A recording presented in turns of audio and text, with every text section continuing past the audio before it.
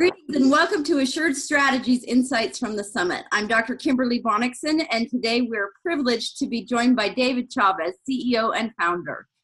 David has many years of serving organizations in our purpose to guide leaders through change to find freedom.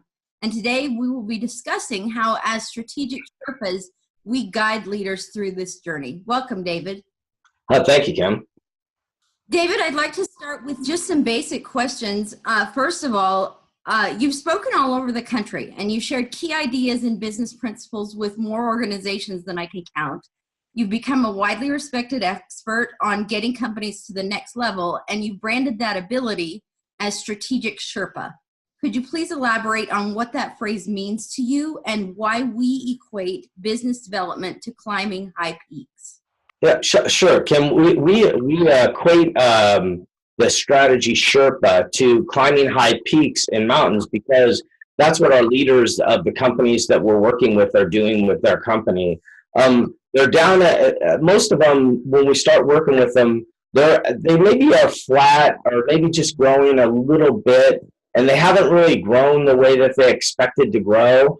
And what we're trying to do is we're coming in and helping them get out of their own way so that they can really figure out their strategy and what they're trying to do. And then we're guiding them through the journey of figuring out what their strategy is and how they're going to go about executing that strategy. And so we're really focused on that mission as strategy Sherpas. And it's all about guiding leaders through change to find their freedom.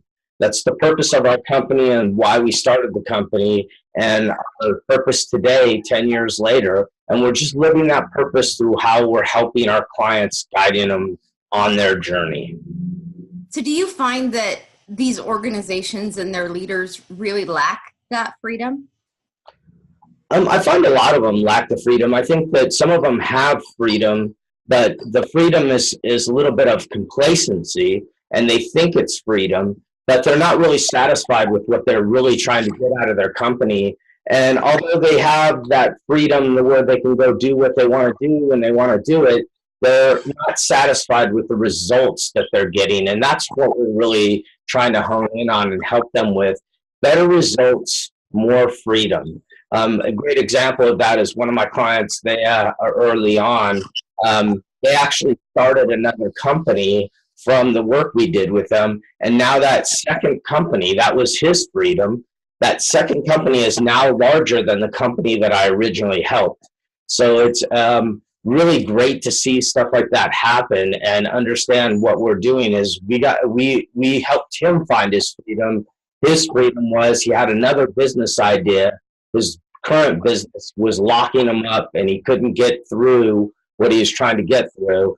And from that, he was able to make that business more profitable and then move on to the second business that's now larger than the first one that he started. So it's a very good story of how the Sherpa really works towards helping guide leaders through change.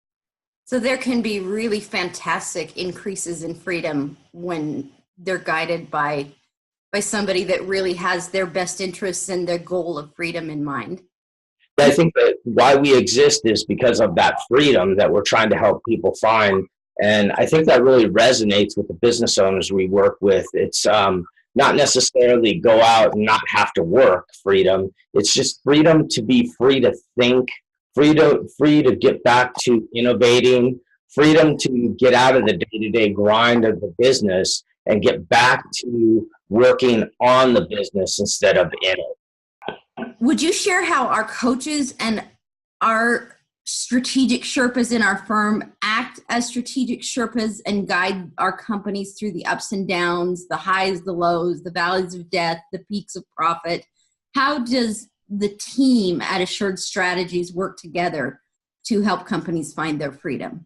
Well, more in the mid-range, we find that with the companies, as we're starting to help the executive team gain clarity on truly what their strategy is. And I'm not talking about a one-year execution plan. I'm talking about long-term, how do we want to grow our company and how do we want to differentiate it from others so we're truly serving our core customer the way we want to serve them. When the customers when we're helping them with helping them really serve their core customer and really figure out how they're going to go about doing that. What we find is as we're starting to help them develop the fit that needs to happen inside of their company, and as they start to work within the company to share that message, we find that it gets a little bogged down in the mid management ranges. And because most of them as managers in most of these mid-sized companies, they've grown up through the company, and they're good people, good workers, good leaders in a lot of cases too. They just never been formally trained on how to communicate effectively, how to hold effective meetings, how to interview. They've never been trained about how they show up, how they can be more effective. We help them share the information through the company so that everyone really understands where the company's trying to go and what they're trying to accomplish, and get everybody lined up with that so that they can actually help us deliver what we're trying to deliver through the company. And how we do that is through some leadership training. And then the other thing that we find that a lot of mid-sized companies are really lacking on is good market analytics, really understanding their market and how they show up to that market. And so we actually do the work and help them with the analytics part of the business too.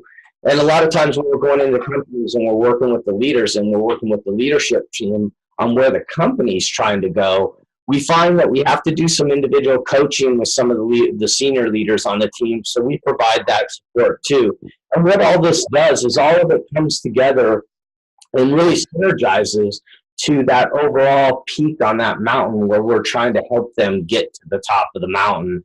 And that's what really separates us, is that we're working and helping our clients with some of the nuances that cause strategy not to be as effective as it should be inside of a company if it was clearly thought out. So excellent. How would you rate our team of Sherpas in their ability to guide companies compared to other competitors? I would say that what separates us is our focus on what we're doing. I think that what we're really trying to do inside of the company is we're not trying to go in and solve all of their problems. Most of these companies that we're working with, they have very qualified people on staff. They know what they're doing. We don't need to show them their trade or anything, what their actually day-to-day jobs are. What we're trying to do is get them to think about their business differently and think about the way they're approaching it. Even in our leadership training in the mid-management levels inside of companies, we're really trying to get them to question why things are and why they're doing things the way they're doing it, and then do the same with their people and show them how to go about having really productive conversations that ask questions. So David, you talked about Tim and the success that you had with him. Do you have another favorite story of a company that you've been able to guide through multiple peaks and valleys? Yeah. There's quite a few of them. As a matter of fact, some of the companies that we started working with 10 years ago when I started the firm, we're still working with them today. We don't work with them actively, but we still help them tune up when they need tuned up. And another great story is one of our clients manufactures metabolic measurement devices for clinical studies. And we've been working with them for about 8 years now. When they started with us, they were relatively small. They were a small, mid-sized company. And today they've probably grown by 3 times the size that they were in the last 7 years. And they contribute a lot of that to the work that they did early on with us, and that really helped them get a strong footing in the market. And their clarity, they've risen to the number 2 position in the world providing these devices. So it's been really, really a good thing for us and a good thing for them. And they just keep on growing from here. They're becoming more and more profitable, and they just keep on scaling and growing. Having observed you work with that company, I have to say that they attribute that growth directly to much of the advice that you've given them. It's a powerful story. Yeah, and the best part is that as we started to develop the team inside of the company, and a lot of our team members have been out there helping them too, and so that's been really effective for us also, because I'm not perfect at everything, and some of our team are really strong in other areas that have really been able to help them in ways that I could never help them.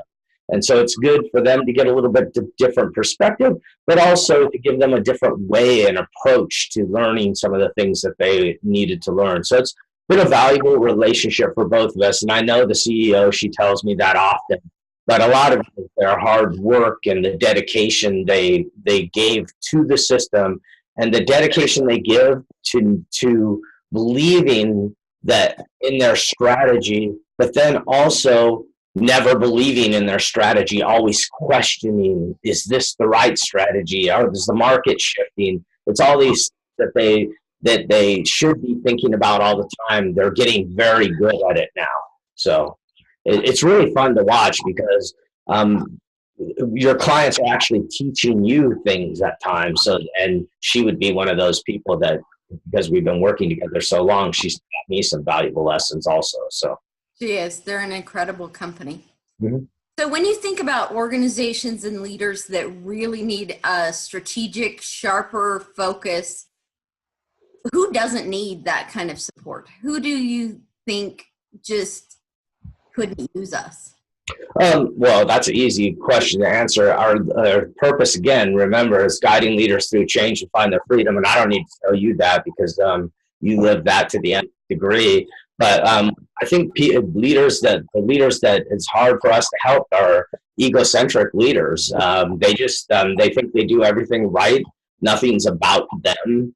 And it's hard to help somebody that is probably in the way and not realizing they're in the way and not open to some suggestions and ways of making things better. Look, like some of these leaders we're working with, all of us have a little bit of ego. I'm not saying we don't have ego. What I'm saying is how we use our ego is really what the challenge is. So I don't think that people who think that they're right all the time and that they have all the answers work real well with us, because we know as a company ourselves that we don't have all the answers and we're not right all the time, and we make mistakes and we have to learn from those just like our clients do. So I think that it's really important to understand that. And we don't go in and try to act like we're perfect either, because we're on a journey with the client. Are we going to make mistakes? Sure. But we're going to try to minimize those mistakes through thoughtful action. So one of the prerequisites that you have to work with a company is to read Patrick Lencioni's 5 Dysfunctions of a Team. And we really live that as a firm as well. So I think what you're saying, if I'm hearing it correctly, is that we need firms that are willing to step up and be accountable to who they are and look themselves directly in the mirror and be able to evaluate with us what's right, what's wrong, and how to maximize what's good in an organization. Most definitely. Lencioni's work in that book, when I read it 10 years ago and started using it in my practice, I couldn't believe somebody actually wrote some of the issues I had in my own previous companies, and then to sit down and actually be able to help a team with understanding how their behavior is impacting the results that they're trying to achieve, and their behavior in meetings, their interactions with each other, and how they approach that. And really the critical factor, which is building trust. And that's challenging at times because it means that we have to hold each other accountable. And accountability is probably one of the biggest challenges most of the companies that we're working with talk to us about. And when they're talking to us about accountability, what their frustration is that they're not holding people accountable the way that they should. And the reason that they can't hold them accountable is because they don't understand where they're trying to go with their company. So they believe that they know, but they don't really know, and they're not communicating that effectively throughout the company. And so that trust seems to weigh a little bit on that, and they never really get to the results that they're actually looking for because the accountability is a little light. And so it's one of the big things that we help teams with. It's one of the first things we really help them with, because can't really have effective strategic conversations if people aren't willing to talk. I can hear a shift in your voice when you talk about that. And I think that it's the same for me, that it brings me a lot of humility to see them move from that ego, really tough guy base, tough girl base, if it's the case, and find that place of security and vulnerability where they can come clean and they can find what they need to really find their freedom. Right. I agree. Okay. Can you describe the difference between climbing Mount Everest with the help of a great Sherpa, just like we help organizations climb their peaks, and the difference between trying to do it on your own? Well, as you can imagine, Mount Everest is the largest climb in the world, and a lot of people get up, head up to base camps, and they never get to the top because they can't get to the next base camp even to get to the top. So, and when they're doing it by themselves, it makes it a lot more challenging. Matter of fact, I don't even think you can climb it by yourself because you need the support of people, and that's what we're sort of doing. As coaches, I think people think of business coaches as people who are just telling you about your business. A really good business coach is asking a lot of questions and really getting you to think about your business in a different way than you're thinking about it. A great example of that is we're working with a client right now. Their business model isn't as effective as it could be. Through some of the questions and the planning that we've done, they're starting to see it more and more that it has a little bit of a hole in it, and that's really spurred them on to start to look at their business model and figure out what's going on with their business model. And that's a really positive thing when you really start to make that change. And it's not just making change to make change, it's making change to align to where they want to go. And that change in the business model may be the key thing that we need to get done before we can really take this company and start to scale it and grow it a little faster than it's growing right now. Right. So ultimately, making this kind of climb, whether it's the actual mountain or whether it's an organization making this journey, it's a dangerous journey. It's not that it's simple. It's not that there are not dangers along the way. There are opportunities for serious injury or death along the route for both the company and the individual when we're comparing this analogy of climbing Mount Everest. And success is just not a lonely endeavor. You need a team and you need the support around you. If you had to identify the key principles that we use as a supportive Sherpa guide to our clients, what would those key principles be? Where does the real value lie? When clients start working with us, what we find is that they find it really hard to believe that we live our core values the way we do. One of our core values is value for all. How we look at it is our relationships. We focus on achieving win-win in everything that we do. We walk away from situations where it's win-lose. I'm not interested in being on the losing end, and I don't want my clients to be on the losing end either. It has to be a win-win for both of us. That's why even contracts and things like that, they're not as important to us, because if we can't have win-win, then we shouldn't be doing the work, is how we really believe in that. Another one we have is do what we say. We try to stay hungry and hold each other accountable and deliver results. And that holding each other accountable in our own company and deliver the results that our clients are expecting from us, what our part is really important to us, because we have to show them good behavior of how we're actually working in our company that makes us qualified to help them with their company and to coach them to this higher plane that they're trying to get to. Another core value that we live by is be authentically you. And what we're trying to say here is be who you are and really own your strengths and weaknesses. It's very freeing when you own your weaknesses and you really understand them. You quit apologizing to people for your weaknesses. Sometimes I have to, because I think all of us make little mistakes around them. But apologizing in a way of like, I'm sorry I have this weakness, that goes away. But it allows you to be conscious and do the same for them by sharing each other's strengths and weaknesses and being authentic in our environment.